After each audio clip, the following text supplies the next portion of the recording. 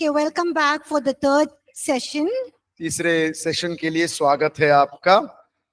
We'll continue. We are studying chapter 4 चौथा पाठ हम पढ़ रहे हैं, उसमें हम आगे बढ़ेंगे।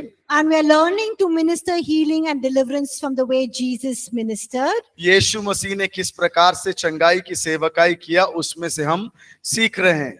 So we saw the will of God, हमने यीशु मसीह का हित परमेश्वर का हित देखा the exercise of faith, और विश्वास को कार्य में लेके आने के विषय में देखा the flow of compassion, और दया की बहाव को देखा and now we are looking at the anointing of the Holy Spirit. और अब हम देख रहे हैं पवित्र आत्मा का अभिषेक। And we know that Jesus ministered by the power of the Holy Spirit. और हम जानते हैं कि यीशु मसीह ने जब सेवकाई किया और चंगाई की सेवकाई किया, वो पवित्र आत्मा से होकर किया। So we can also minister to the power of the Holy Spirit. और हम भी पवित्र आत्मा में होकर चंगाई की सेवकाई कर सकते हैं। What is the meaning of anointing of the Holy Spirit? पवित्र आत्मा का अभिषेक का मतलब क्या है? शक्ति और उपस्थिति। Shakti or upasthiti. Very good. The anointing of the Holy Spirit means presence and power of the Holy Spirit. पवित्र आत्मा का अभिषेक का मतलब है उसका सामर्थ और उसकी शक्ति और उसकी उपस्थिति। So we must learn to grow in the anointing and minister out of the anointing. और हमें ये सीखना जरूरी है कि उसकी अभिषेक में बढ़े और उसके अभिषेक के द्वारा सेवकाई करें। Similarly, we need to recognize उसी प्रकार हमें समझना है the importance of those whom God has specially called or ordained for the ministry of the supernatural. और हमें ये समझने की जरूरत है और जानकारी करने की जरूरत है कि कुछ उन चुनिंदा लोगों को जिनको प्रभु परमेश्वर ने इस अलौकिक सेवकाई के लिए चुना है।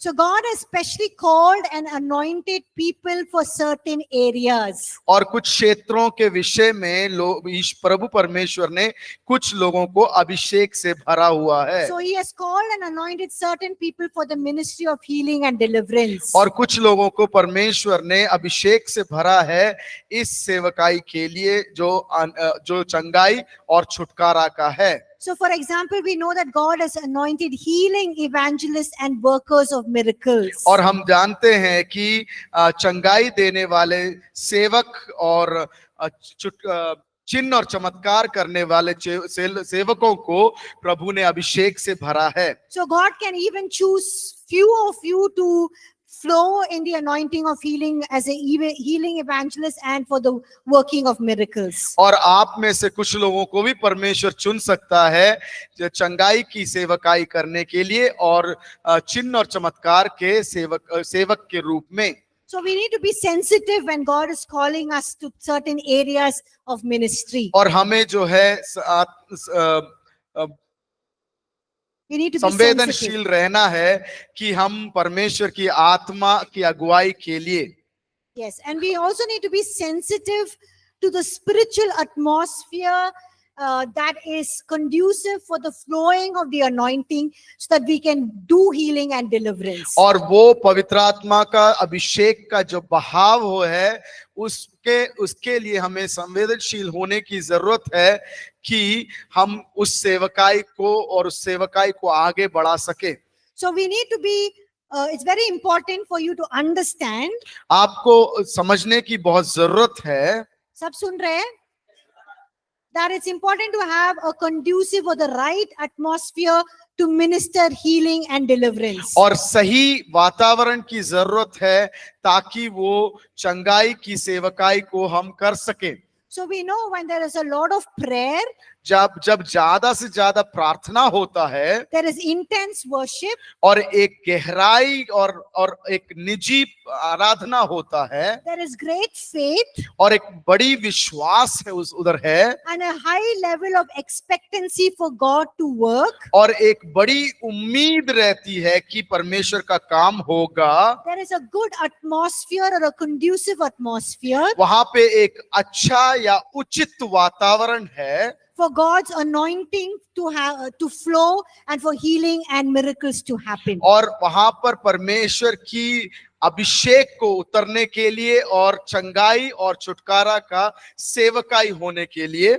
That is why we see in the early church, इसीलिए हम पहले शताब्दी के कलीसियों में देखते हैं there was a great working of healing and deliverance, the supernatural. और अलौकिक तरीके से चंगाई और छुटकारे का सेवकाई हुआ करता था, Because people were always praying. क्योंकि लोग जो है निरंतर प्रार्थना में लगे रहते थे There was intense worship. और वहां पर एक गहराई भरी हुई एक आराधना होता था There was great faith. और वहां पर जो है एक अच्छे मात्रा में विश्वास था There was a high level of expectancy of God to work. और वहां पर एक बड़ी एक उम्मीद था कि वहां पर परमेश्वर का कार्य जरूर होगा And there was a flow of God's anointing और वहां पर पवित्र आत्मा का अभिषेक का एक बहाव चलता था for healing and miracles to happen. और वहां पर चंगाई और चिन्हों के कार्य होने के लिए। So if you want healing and miracles to happen, you need to sometimes even build up a right environment. जब आपको चंगाई और छुटकारा और चिन्ह और चमत्कार होना है तो आपको एक उचित वातावरण को प्रकट कर उत्पन्न करने की जरूरत पड़ता है। You need to create the right spiritual atmosphere. एक आत्मिक वातावरण का उत्पन्न करने की जरूरत है। Yesterday we saw this example in when Jesus goes to Bethesda. हम देखें कल के दिन में बेतिस्ता के वहां जब यीशु मसीह जाता है They brought a man who was blind. और एक अंधे को वो लोग लेकर आते हैं। तो यीशु मसीह ने क्या किया? What did God do? What did Jesus do? What did यीशु मसीह ने क्या किया? Huh? He took him outside the town. और वो यीशु मसीह ने उस अंधे व्यक्ति को उस शहर के बाहर लेकर आया। Why did he take him outside the town? क्यों वो शहर के बाहर लेकर आया? Because it was a place or the environment was not conducive. There was a lot of unbelief there. क्योंकि वो वातावरण जो विश्वास भरा नहीं था उस जगह पर ज्यादा अविश्वास भरा हुआ था। So sometimes when you're doing healing and deliverance, कभी कभी जब आप चंगाई और छुटकारे का काम कर रहे हैं and you know the place is not, everybody is do not believe. आप जब जान जाते हैं कि इधर के लोग सब लोग जो है विश्वास नहीं करते हैं Or they are not desiring to see the will of God, the healing of God. और अगर आप जब समझ जाते हैं कि ये लोगों के अंदर एक इच्छा नहीं है कि यहाँ पर चंगाई और छुटकारा हो जाए, They don't want to do anything. They don't want to have anything to do with Jesus. उनको यीशु मसीह के साथ कुछ भी संबंध नहीं है। Then we know that it's not the right environment or atmosphere. और हम जान जाते हैं कि ये जो है उचित वातावरण नहीं है। So that time you take the person to another place. और तब क्या करना है, आप उस व्यक्ति को उस जगह से हटाकर लेकर जाना है दूसरे जगह। Or you build an atmosphere where you're teaching the word, preaching to them about Jesus, sharing the faith, and bring them to a place where they understand God's love and His will to heal. और वहां पर एक ऐसा वातावरण को उत्पन्न करें जहां पर आप सिखा रहे हो, प्रचार कर रहे हो, जहां पर वो सेवकाई हो सके। Or sometimes, even when you want to have healing and deliverance in your church or in your Bible study group. कभी कभी आपको आपके कलीसिया के अंदर, बाइबल ग्रुप के अंदर आप चंगाई की सेवकाई होना चाहते हैं। You can build up an environment, means get people to continuously pray and fast and spend time in worship and preaching the word. Build the right atmosphere environment. और आप जो है वहां पर उचित वातावरण को उत्पन्न करवा सकते हैं। किस प्रकार से? निरंतर प्रार्थना करते हुए, उपवास करते हुए, परमेश्वर के साथ आराधना में लगकर। So what are some of the things that we can learn from here? और हम यहाँ से क्या है कुछ चीजों को हम सीख सकते हैं। We learn that God anoints people to bring healing to the sick and the oppressed. और हम यहाँ पर सीख सकते हैं लोगों को अंदर चंगाई और छुटकारा लाने में प्रभु इच्छा रखता है, He anoints them. वो उनको अभिषेक देता है। So you need to pray for more of God's power, for more of His compassion, and for more of humility. हमें प्रार्थना करने की जरूरत है कि ज्यादा से ज्यादा परमेश्वर का हित हो, परमेश्वर का छुटकारा हो उन लोगों के अंदर। No, we need to pray that we need to come to a place of more power, more compassion, I more understood. humility. और हमें ऐसे एक अवस्था में आ जाना है जहां पर हम प्रार्थना करें कि हमारे अंदर ज्यादा से ज्यादा अभिषेक और उस वातावरण में हम आ जाएं। More of compassion, ज्यादा से ज्यादा दया की भावना, more power, ज्यादा से ज्यादा सामर्थ की and भावना more humility. और ज्यादा से ज्यादा नम्रता। And we must come to a place of greater anointing. और ऐसे एक जगह पर हम अपने आप को खड़ा कर लेना है जहां के ज्यादा से ज्यादा हमारे अंदर अभिषेक उत्पन्न हो, So that we can see greater healing and deliverance. ताकि हम ज्यादा से ज्यादा चंगाई और छुटकारा को देख सके। So you need to pray and say, God, I need more anointing. और हमें प्रार्थना करने की जरूरत है और बोलना है, प्रभु हमें ज्यादा से ज्यादा अभिषेक की जरूरत है। Now it's important to understand this. हमें इसको जानना बहुत जरूरी है। You learned in Ministers Foundation course when you studied about fulfilling God's purpose for your life.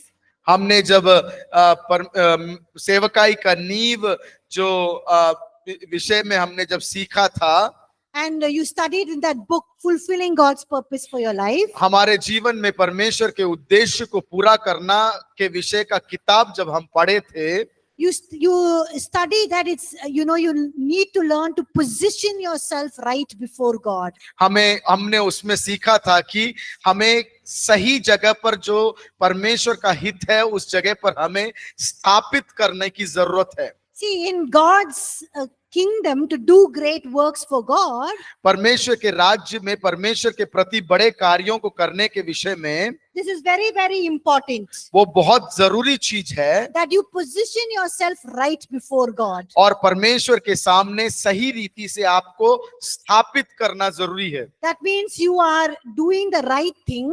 उसका मतलब यह है कि आप उचित कार्य करें, that you are connecting with God, intimate with God. और आप जो है परमेश्वर के साथ सही संबंध में आ रहे हैं और निजी रिश्ते में आ रहे हैं। Your will and desires are one with God's will and desire. आपका हित और इच्छा जो है परमेश्वर के हित और इच्छा के साथ मेल खाता है। You are living in obedience to God's word and His ways. और उसके रास्ते और उसके आज्ञाकारिता के अनुसार आपका जीवन होता है। And that means you're positioning yourself right. और उसका मतलब यह है कि आप जो है अपने आप को सही रीति से स्थापित कर रहे हैं। When you're positioning yourself right, you will receive the anointing, the blessings, and you will be able to do what God has asked, purpose for you to do. और आप जब अपने आप को सही रीति से स्थापित परमेश्वर के हित के अंदर स्थापित करेंगे, जो आप करना चाहते हैं वो सही मात्रा से कर पाएंगे। Now, for example, this camera, we've kept it here, right? उदाहरण से ये जो कैमरा हमारे सामने रखा हुआ है, I cannot say, hey, this camera is obstructing the view of people. और ऐसा नहीं मैं कह सकती कि ये जो कैमरा जहां पे रखा है उस कारण से लोगों को देखने में तकलीफ हो रहा है, I'll keep it here. मैं उसको साइड में रख दूंगी। Will it help? क्या वो मेरे को सहायक होगा? Will that camera do the work? क्या वो कैमरा जिस काम के लिए लगाया गया वो कर पाएगा? Yes, it will show this view here, but the online students will not be able to see me. सही है, वो कैमरा जो है मेरे दाहिने तरफ के कार्यों को दिखा सकता है, लेकिन वो जो ऑनलाइन स्टूडेंट्स को दिखना है उस प्रकार से दिख नहीं सकता। It's useless. It's not serving the purpose. वो काम का नहीं है, वो उसका उद्देश्य पूरा नहीं कर पा रहा। Even if it's here, अगर वो मेरे करीब है, it needs to be in the right position. So before we started the class, I asked one of these students to adjust it correctly. और उसका उद्देश्य पूरा होना है इसलिए और सही रीति से उसको स्थापित करना है, इसलिए मैंने एक छात्र से पूछा कि उसको सीधा कर दे। And even the way these coolers are placed in the room. और जिस प्रकार से ये जो ठंडक पहुंचाने वाली पंखे आपके सामने रखे गए हैं, It's placed in such a way that it helps people in that area to receive cool air. और उस प्रकार से उसको स्थापित किया गया है कि आपको ठंडा हवा करेक्ट रीति से पहुंच सके। So what am I trying to say? मैं यहाँ पर आप लोगों को क्या समझाना In the चाहती हूँ, same way, it's important for us to position ourselves right before God. और इसी प्रकार हमें परमेश्वर के सामने सही रीति से अपने आप को स्थापित करने की जरूरत है। If you're doing your will, your desire, what is you're happy with, और अगर आपको क्या अच्छा लगता है, आपका क्या हित है, उसको करते रहें। if you're not obeying God's word, अगर आप परमेश्वर के वचन की आज्ञा को नहीं मान रहे you're हैं not in the right place, the right position for God's blessing to flow through you. और आपके द्वारा परमेश्वर के अनुग्रह को बहने के लिए आप सही स्थापित नहीं हैं, So you need to position yourself right. और आपको क्या है, अपने आप को सही रीति से स्थापित करना जरूरी है। Why did Jesus do great mighty things? क्यों परमेश्वर ने बड़े अद्भुत कार्य को किए? क्यों यीशु मसीह ने अद्भुत काम किया था जब वो केवल मनुष्य थे? When क्यों? he was man itself, why did he do greater things?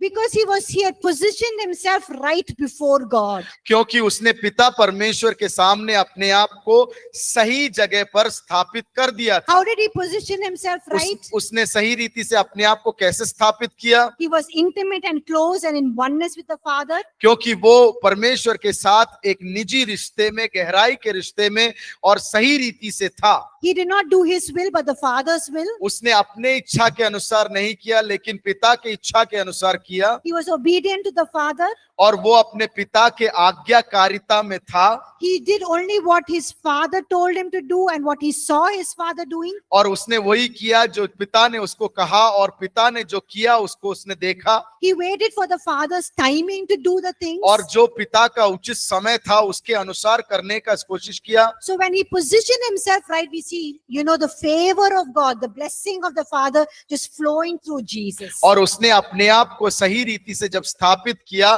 तब हम देखते हैं उसके द्वारा परमेश्वर का सही हित बहना शुरू हुआ। So if you want to be like Jesus, अगर आप यीशु के समान बनना चाहते हैं, then you also have to position yourself in the right way. और अपने आप को सही रीति से स्थापित करना जरूरी है। By doing all of these things. और ये सारे कार्यों को करते हुए, And you will also receive the anointing. और आप उस समय परमेश्वर के अभिषेक को प्राप्त करोगे। And then when you say, God, I need more anointing, the anointing will flow because you're in the right place. और तब आपके अंदर, जब आप प्रार्थना करेंगे, तब आपके अंदर सही मात्रा का अभिषेक पहुंचेगा, क्योंकि आप सही रीति से स्थापित हो। When you're praying for the anointing and you see no anointing flowing through your life, जब आप अभिषेक के लिए प्रार्थना कर रहे हैं और सही मात्रा से अभिषेक नहीं पहुंच रहा है, then you know you're not in the right place, you're not right with God. और तब आप समझ जाएं कि आप जो है सही रीति से, सही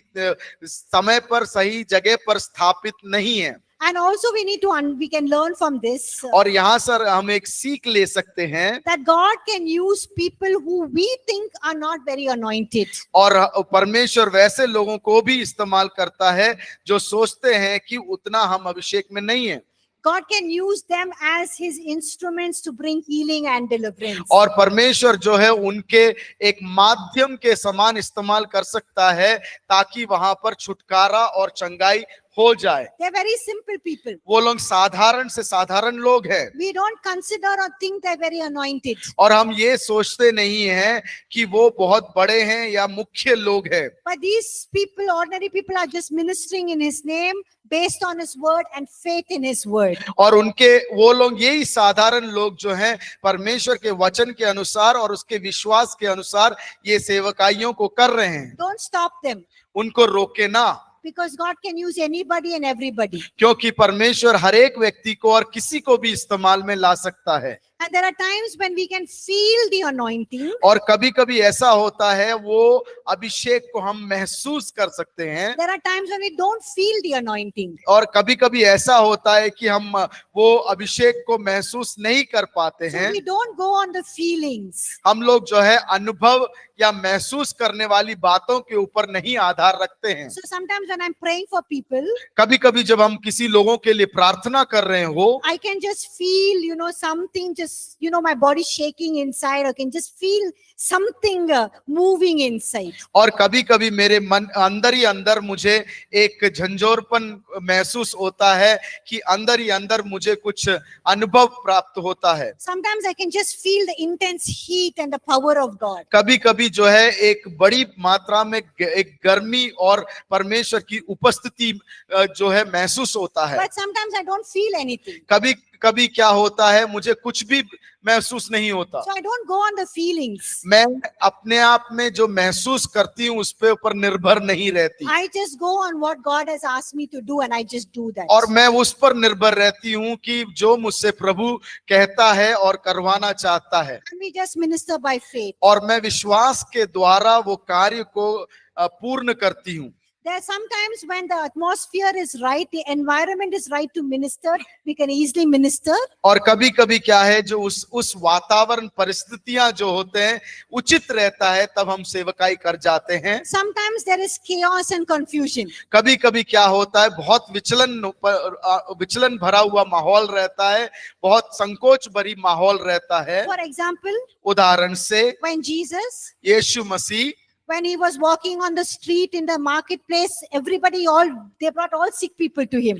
और जब यीशु मसीह रास्ते पे चलता था, बाजार के रास्ते पे चलता था, कई प्रकार के रोगियों को वो लोग लेकर आते थे यीशु के पास। It was very noisy. वहां पर बहुत आवाज शोर शराबा होता था, There was a lot of dust वहां पर बहुत धूल मिट्टी था, because the desert region very hot also. और वहां जो मरुस्थल जगह पर था वहां पर गर्मी भी बहुत ज्यादा होता था। But did Jesus say, "Arey, I can't minister here"? और क्या यीशु ने कभी ऐसा कहा कि यहाँ इस जगह पर मैं सेवकाई नहीं कर सकता? Let's go to the mountain or let's go to किसी का घर में जाके आराम से बैठ के minister करता हूँ. We will go to the mountain place and get into somebody's house and we do the ministry. Did Jesus do that? क्या यीशु मसीह ने ऐसा किया? No, even if there was a big crowd and Jairus came, he was crying, everybody's pressing around Jesus. Jesus ministered to that woman who was, bleeding for so many years. और कई जो लोग भीड़ था वहां पर धक्का मुक्की करते थे, तभी भी वो जो औरत जो लहू का विषय में थी उसको वहां पर भी चंगाई दिया। जेरियस जो आया वहां पर उसको भी चंगाई दिया। So for example, when you meet somebody in the marketplace, उदाहरण से आप बाजार के जगह पर कुछ लोगों से मिलते हैं, or in the mall, या फिर मॉल में मिले, or you're going to a school and there's a lot of noise, children are all playing and there's a lot of shore in the place. और आप स्कूल में जाते हैं किसी के लिए और उस जगह पर बहुत जो शोर शराबा है, बच्चे खेल रहे हैं चारों तरफ। Or you're gone to a mela and there's a lot of people and talking and noise. और आप एक मेले में जाते हैं, वहां पर बहुत भीड़ है, बातचीत हो रहा है, आवाज बहुत जोर से है, And somebody sees you. और अचानक से कोई आपको देखता है And they talk to you and say, "Sister, please, or brother, please pray for me." और आपसे लोग बोलते हैं, उनको आपको देख के बोलते हैं, भाई या बहन मेरे लिए कृपया करके प्रार्थना करें। And you will think, "Arey, there's so much of noise. और आप सोच में आ जाते हैं, अरे यहाँ पर तो बहुत शोर शराबा है, There's no worship. यहाँ पर कोई एक बड़ी पैमाने में आराधना नहीं है, We did not pray. We did not share the gospel. हम लोग ने ज्यादा देर प्रार्थना नहीं किया, सुसमाचार भी नहीं सुनाया। If I pray for healing for this person or answer to that prayer, will God minister?" और यहाँ पर अगर मैं प्रार्थना करूं, क्या परमेश्वर सुनेगा क्या सुनेगा? या कार्य करेगा? कार्य करेगा या सुनेगा? Yes, he will hear हाँ, वो सुनेगा and he will do his work. और वो अपना कार्य जरूर करेगा। So just go ahead and pray for that person. आप आगे बढ़ के उस व्यक्ति के लिए प्रार्थना सिर्फ करें, Even in the chaos, और उस गलत परिस्थिति में भी God's anointing will just flow. और उसका अभिषेक जो है वहां पर बहेगा। The next one is issue of sin and salvation. और अगला जो पॉइंट है वो है पाप और उद्धार की विषय। did everyone who Jesus ministered healing and deliverance, were they saved? क्या हर एक व्यक्ति जिसके प्रति यीशु ने सेवकाई किया वो लोग उद्धार पाए हुए लोग थे? हाँ कि ना? हाँ कि ना? Yes, no, none of them were saved because Jesus had not yet died on the cross and not yet resurrected. और उनमें से कोई भी उद्धार पाए हुए लोग नहीं थे, क्योंकि अभी तक जो है यीशु मसीह का मृत्यु नहीं हुआ और वो मृतकों में से जी उठा नहीं था। But did Jesus heal and deliver them? क्या यीशु मसीह ने फिर भी उनको चंगाई और छुटकारा दिया? Yes. हाँ। So, and did Jesus, before he ministered healing or after he ministered healing, did he speak about that person's sin? क्या चंगाई और छुटकारा देने के बाद यीशु मसीह ने उनके पाप के विषय में बातचीत किया? Yes, no? हाँ या ना? Yes, there are times when before he healed, he encountered that person with their sin.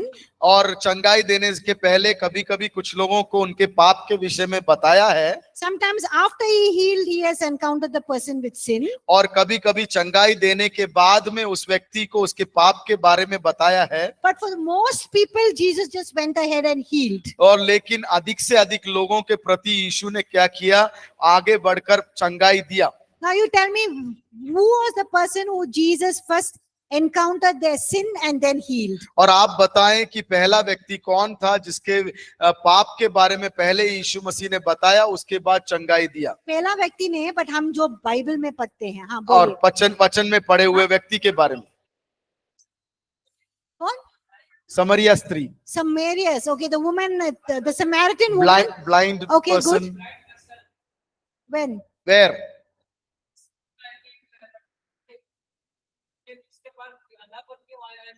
Does his father and mother sinned because of that? But he that said? is, Jesus says he has not sinned, or his parents have not sinned that he's become blind. No. Jesus says it's not because of the sin, but for the glory of God. वहां पर यीशु मसीह उस विषय में बोलता है कि पाप के कारण नहीं, परमेश्वर की महिमा के लिए।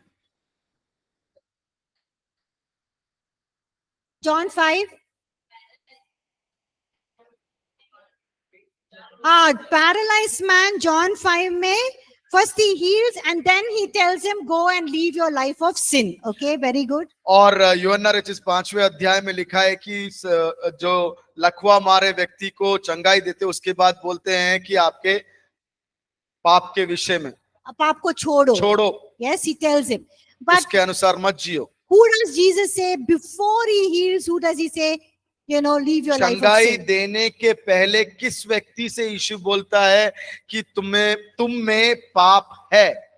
No, he forgives his sin and then he heals. और उसके पापों को यीशु मसीह क्षमा दे देता है, उसके बाद चंगाई देता है।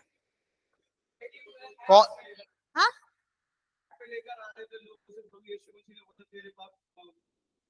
Bed. Those who were bringing. Yes, the roof, from the roof, they removed the roof. Jesus was in this house and it was crowded.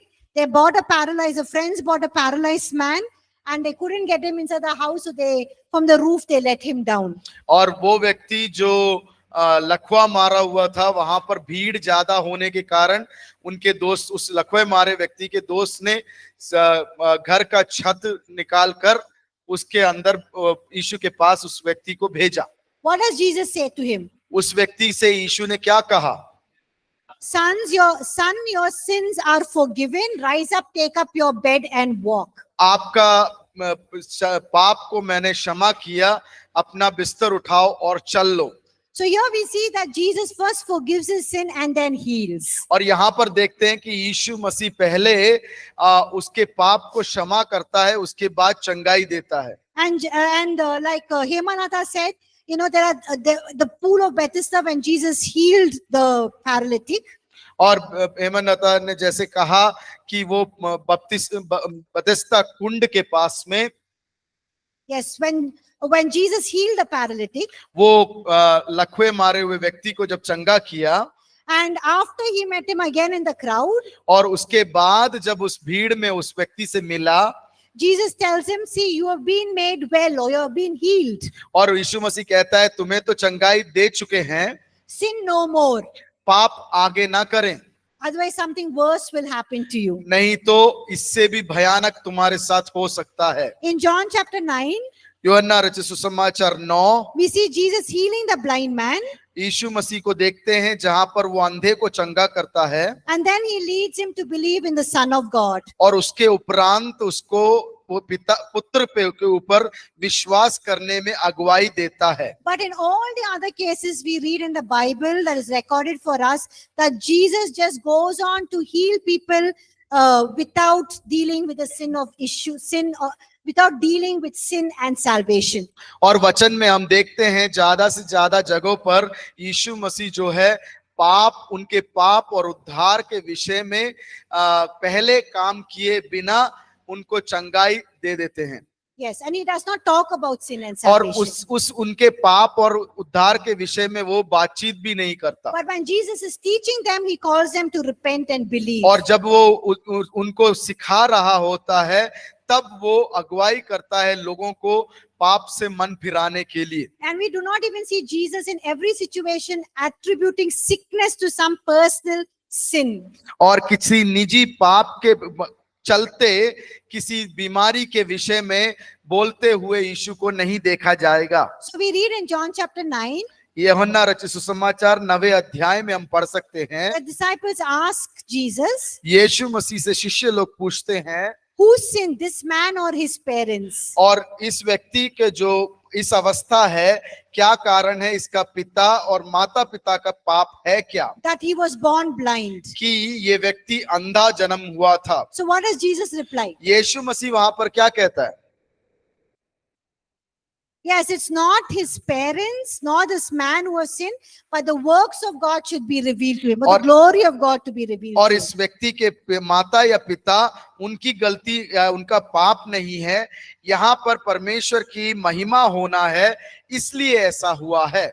So we see that the only sin that hindered Jesus from healing people was unbelief or the lack of faith. और एक ही पाप था जिसका उसका छुटकारा देने में प्रभु असमर्थ था, वो था अविश्वास। So what do we learn from this? और हम यहाँ पर क्या सीख सकते हैं? That we cannot attribute every sickness to some sin in the individual. और एक व्यक्ति के अंदर जो पाप है उसके कारण से चंगाई होने में तकलीफ है करके हम बोल नहीं सकते। Yes, we cannot attribute every sickness to sin.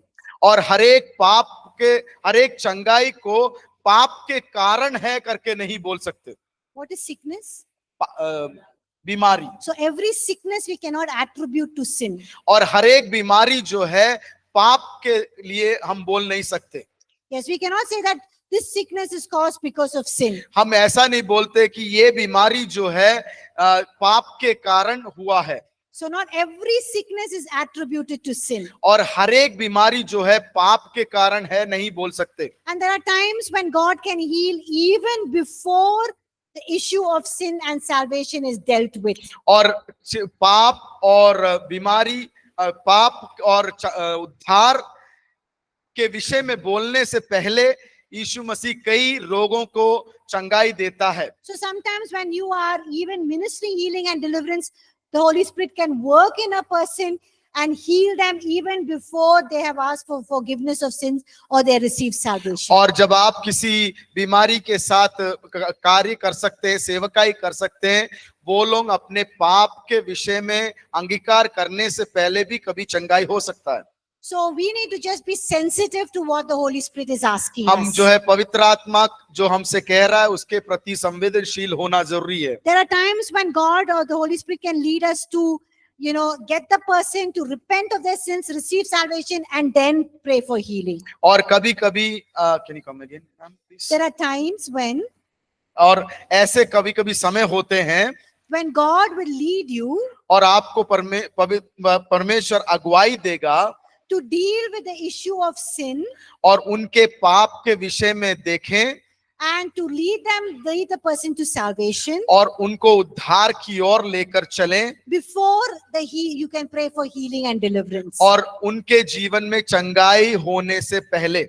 So we need to be sensitive to what God is leading us. और परमेश्वर हमें किस क्षेत्र में किस रीति से अगुवाई कर रहा है उसके प्रति संवेदनशील होना जरूरी है। Sometimes when we minister healing and deliverance, कभी कभी जब हम चंगाई और छुटकारा का सेवकाई कर रहे हैं, before we lead the person to repent of their sins and receive salvation, और उन व्यक्ति को अपने पाप के विषय में और उद्धार को प्राप्त करने के प्रति ले जाने के पहले, so we should not just let the person go after they receive healing. और वो चंगाई को प्राप्त करने के बाद जाने को नहीं देना है। We need to minister to them and bring them to a point where they repent of their sins and receive salvation. और उनको ऐसे एक अवस्था में लेकर आना है जहां पर वो अपने मन फिरा लें, पाप से मन फिरा लें और यीशु मसीह को उद्धारकर्ता के रूप में स्वीकार कर लें। Because the greatest miracle is the miracle of salvation. क्योंकि सबसे बड़ा चमत्कार क्या है, चिन्ह क्या है,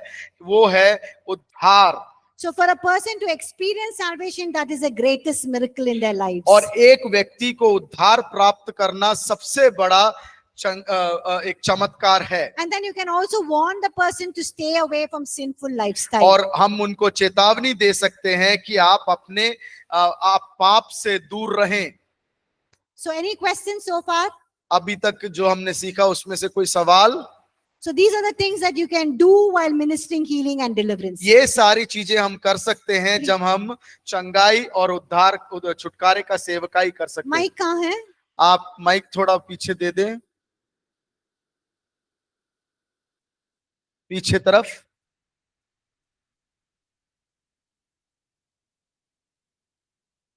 जैसे वो बैतसैदा के कुंड के पास पैरालाइज हो गए थे, फिर यीशु मसीह उसको चंगा करते हैं और बोलते हैं कि पाप मत करना, तो उसका बीमारी पाप के वजह से था।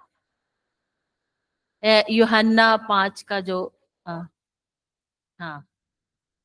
So yes, when the pool of Bethesda, we can say that he was sick or he was paralyzed because of sin, and that's why Jesus tells him, leave your life of sin, otherwise something worse will happen to you. और हाँ, उस बethesda के कुंड का जो हम कह सकते हैं, और व्यक्ति के बारे में इस तरीके से हम कह सकते हैं कि वो उसकी बीमारी जो है या लकवापन हो, वो उसके पाप के कारण हो, क्योंकि आगे चल के यीशु मसीह उससे कहता है कि अब पाप मत करना, अगर करोगे इससे भी बहुत बदतर चीजें आपके जीवन में होगा। So जो यीशु मसीह कहता है उससे हम उससे जानकारी पा सकते हैं कि हाँ, मे बी उसके बीमारी पाप की वजह से है, क्योंकि कहता है जाके पाप मत करो, sin no more.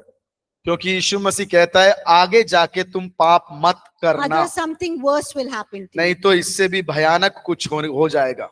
So we can't say all sickness is because of sin. We need to know the Holy Spirit will reveal, and we need to do what He's asking us to. और हम ऐसा नहीं कह सकते कि सारी बीमारियां जो है परमेश्वर के पास से है।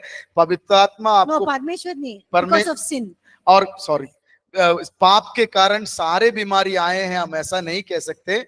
पवित्र आत्मा जरूर आपको जो है उस विषय में प्रकट करके देगा। Yes. Any other questions? और कोई सवाल? Okay, we'll just look at the methods Jesus used to minister healing and deliverance, and we'll close. और हम देखेंगे कि यीशु मसीह ने कौन कौन से तरीके इस्तेमाल किए चंगाई और छुटकारे के सेवकाई में, और उसके बाद खत्म करेंगे। Okay, can you tell me what are the different methods Jesus used to minister healing? और आप क्या बता सकते हैं अपने में से कि यीशु मसीह ने क्या क्या तरीके इस्तेमाल किए? हाथ उठा लीजिएगा। Okay, he spoke the word. Screen में मत देखना, अपने में सोच लेना। सब लोग screen. He took mud or he took clay and he put it on the eyes or he put it on the mouth. Okay. मिट्टी को लेकर आंख में लगाना। Okay, people touched him and they were healed. Okay, good. He touched people and they were healed. Okay. Forgive sin. Okay, he forgave sin and they were healed. Okay. Okay, people put their faith and they were healed. Okay. Yes, command. He gave a command and आज्ञा people were देना। healed. Okay. What else? Huh? Okay, लोगों के विश्वास से. Okay. Go and dip yourself in the Oh, pool he told them, yes, sometimes he told them, go to the pool of Shiloh and and dip dip yourself. yourself. Or, those 10, very good. The 10 lepers, he 10 tells, कोड़ी when they come to him, before Jesus even says you're healed, he says, go and show yourself to the priest. उनको चंगा करने से पहले ही यीशु मसीह बोलता है जाओ महायाजक को तुम अपने आप को दिखा दो। And as they were going, they were healed. और जैसे वो लोग जा ही रहे थे वो लोग चंगे हो गए। Well, how else did Jesus? और क्या आज्ञा? Oil, anointing oil, yes, he gives his disciples anointing oil, yes. तेल मलकर Jesus also healed from a distance, right? Nicodemus came for his servant. The Syrophoenician woman, the Samaritan woman came. The children were not with them, but he healed. और ज़ैरेफीनी वो स्त्री आती है, Nicodemus आते हैं, उन सबके बच्चे वो उनके साथ नहीं थे, फिर भी दूर दराज से उनको चंगाई दिया। Sometimes Jesus touched the tongue, he put the finger in the ears, and they were healed. कभी कभी उनके बीमार लोगों के कान में उंगली डालकर या जीभ को छूकर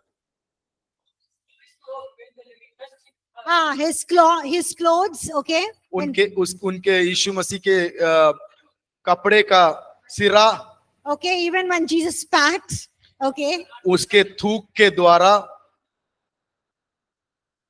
Okay, he just told him to put your hand out, command, okay. आज्ञा देकर। So what do we learn from this? इसमें से हम क्या सीख सकते हैं?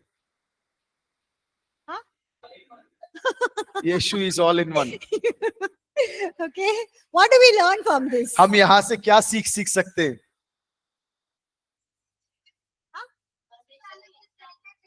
Okay, there are different methods for healing. Very good. अलग तरीके हैं यीशु ने इजाद किया था। Okay, it is God's will to heal everyone. Okay. यीशु का इच्छा था कि सबको चंगाई दे।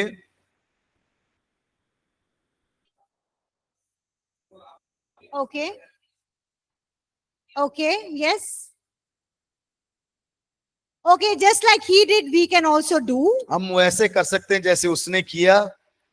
We can learn there is not just 1 or 2 or 3 methods for healing. हम जान सकते हैं यीशु से कि 1 या 2 या 3 तरीके नहीं है। Because John chapter 21 verse 25 says यूहन्ना रचित सुसमाचार 21 का 25 में कहा गया है that Jesus used various methods that is not recorded in the Bible. और ऐसा लिखा हुआ है कि ऐसे तरीके यीशु ने इस्तेमाल किए जो लिखा नहीं गया है। So there are different methods. वहां पे बहुत सारे तरीके थे। So you cannot say, hey, I have to follow this method only. और ये नहीं कह सकते कि हमें यही तरीका इस्तेमाल करना है। Healing and deliverance is not in the method, but it is in the person and the work of Jesus Christ. और चंगाई और छुटकारा जो है एक व्यक्ति में नहीं है, एक तरीके में नहीं है, लेकिन यीशु मसीह वो के व्यक्तित्व में है।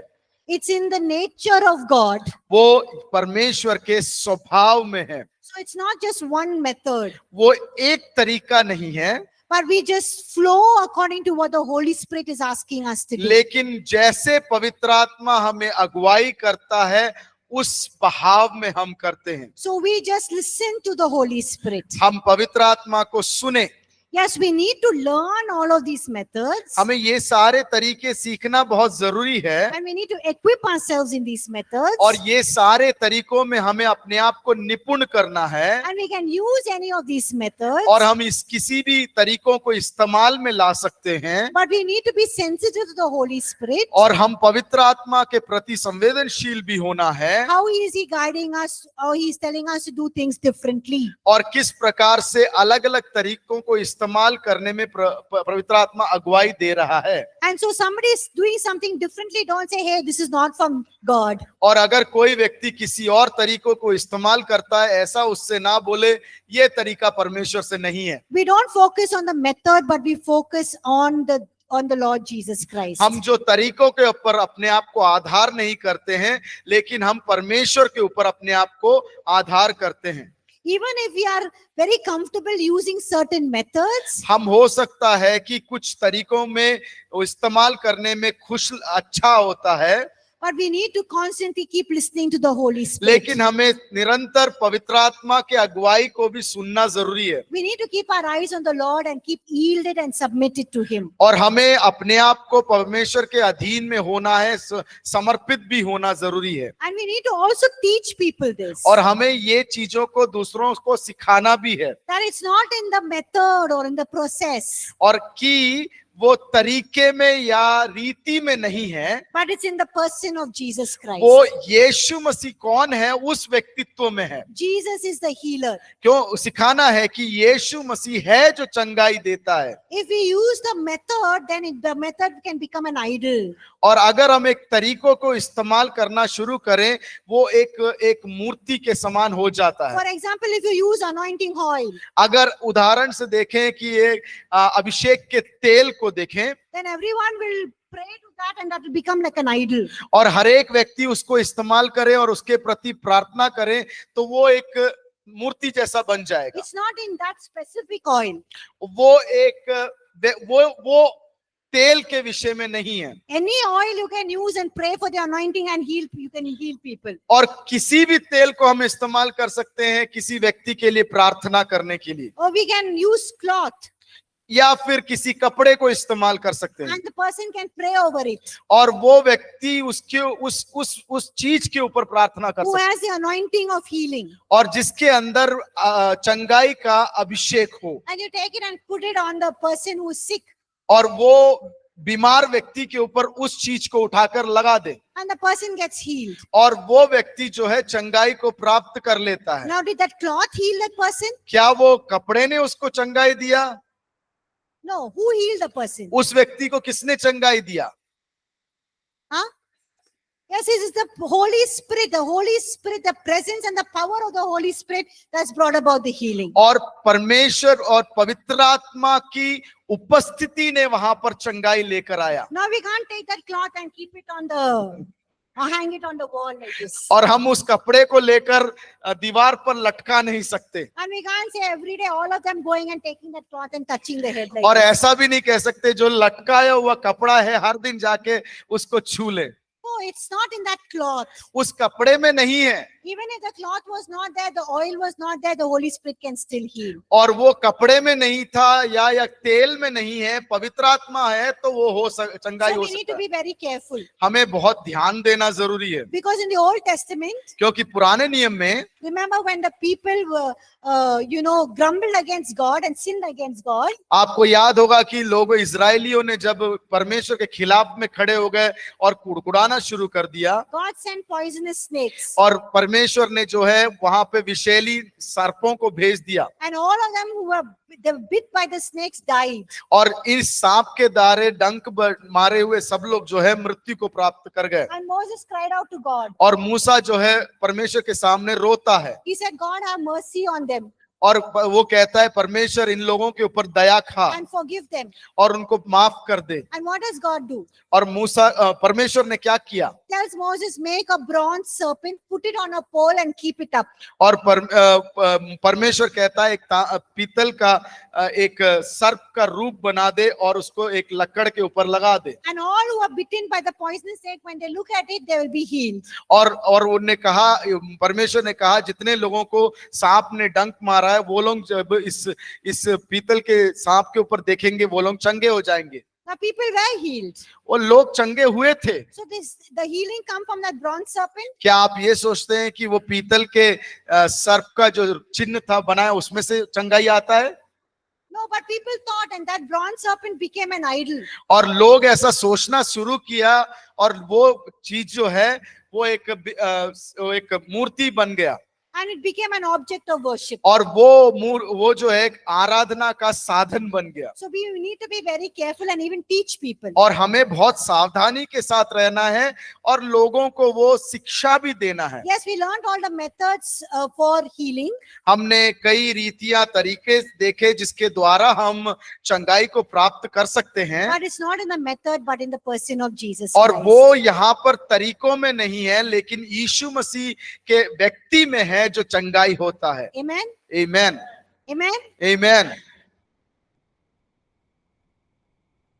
Yes, even Peter and Peter's shadow, Paul's shadow, people were healed. Yes. और पतरस के परछाई जब गिरे थे, छाया जब गिरा था, लोग चंगे हो गए थे। So it's not the shadow, but it's the Holy Spirit, the power and the anointing. और वो परछाई नहीं है जिसने चंगा किया, लेकिन परछाई के द्वारा पवित्र आत्मा ने वहां पे चंगाई लेके आया था। And anointing is also not in the person, but so don't run and say, oh, that person is more anointed, they must pray for me. Then only it's in the Holy Spirit. So even when you pray, the Holy Spirit. और will anoint ऐसा you. भी ना करें कि एक व्यक्ति के अंदर अगर अभिषेक है उसकी ओर दौड़ें और कहे ये व्यक्ति कर सकता है तो इसलिए हम ज्यादा दौड़े इसके पास भागेंगे, उसमें नहीं है, वो पवित्र आत्मा में है जो चंगाई का सामर्थ अभिषेक है। Any questions? अभी तक जो सीखा उसमें से कोई सवाल?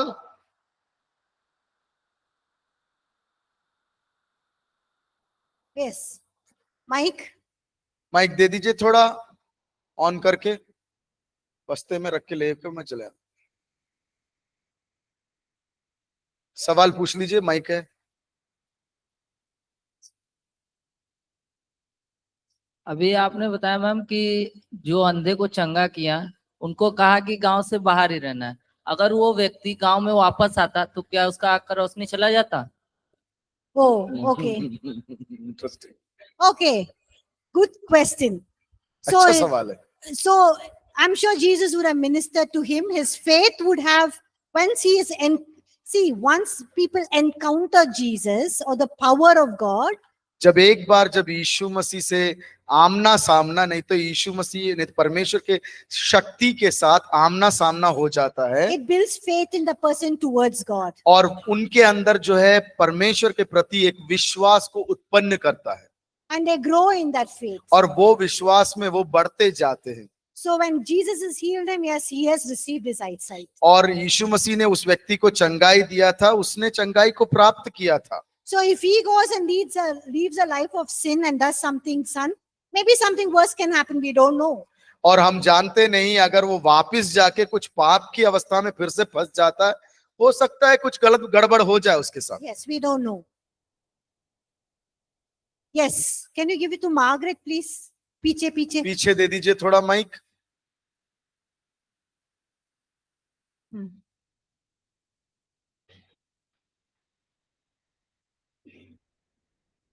Ma'am, my question is that God knows the end from the beginning.